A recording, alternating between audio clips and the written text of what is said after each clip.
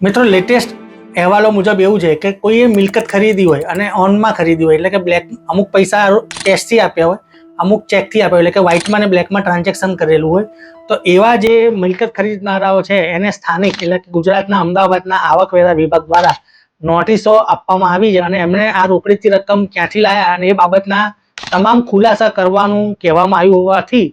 આ મિલકત ધારકોમાં અને બિલ્ડર લોબીમાં ફફડાટ વ્યાપી ગયો હોવાનું જાણવા મળે છે. તો મિત્રો, તાજેતરમાં જાણીતા ગુજરાતી અખબાર ગુજરાત સમાચારમાં એક અહેવાલ આવેલો છે અને અહેવાલમાં એવું જણાવવામાં આવેલું છે કે જે મોટા મોટા બિલ્ડરો છે એ બિલ્ડરનો ત્યાં દરોડા પડ્યા પછી એ લોકોના જે મિલકતો જેમણે વેચી હોય તો એ મિલકતો વેચી હોય તો ઘણી વખત તમને લોકોને માર્કેટમાં પ્રેક્ટિસ ખબર જ છે કે અમુક બજાર કિંમત અલગ હોય છે અને સરકારી જંત્રી પ્રમાણેનો ભાવ અલગ હોય છે. એટલે અમુક પૈસા જે જંત્રી પ્રમાણેનો દસ્તાવેજ થાય ત્યારે એટલા પૈસા ચેકથી લેવામાં આવે છે અને માર્કેટ રેટના વધારે ભાવ હોય છે. એટલે જંત્રી ભાવ અને માર્કેટ રેટના ભાવનો જે ડિફરન્સ હોય એટલા પૈસા રોકડીથી લેવામાં આવે છે અને બ્લેક મની અથવા તો ઓન મની કહેવામાં આવે છે. એટલે આવકવેરા વિભાગે આ બધી તપાસો દરમિયાન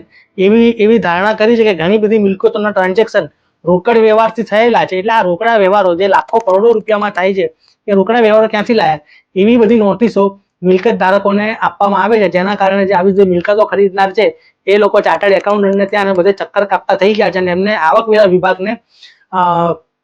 જવાબ આપવો ભારે પડી રહ્યો છે એવું જાણવા મળ્યું છે. અને જે અહેવાલ છે એ અહેવાલ અહીંયા મૂકું છું, અખબારી અહેવાલ, એમાં આ બધી માહિતી આપવામાં આવેલી છે. એ અહેવાલના આધારે આપણે આ રીલ બનાવી છે. એટલે જ કહું છું મિત્રો, જ્યારે તમે મિલકતનું કોઈ પણ ટ્રાન્ઝેક્શન કરો ત્યારે બને ત્યાં સુધી કહેવાય ને કે તમામ જે પેમેન્ટ હોય એ ચેકથી કરો, એટલે ભવિષ્યમાં તમને આવી કોઈ પણ તકલીફ પડે નહીં અને ઇન્કમટેક્સ વિભાગ દ્વારા કરવામાં આવતી પેનલ્ટી સહિતની કાર્યવાહીથી તમે બચી શકો.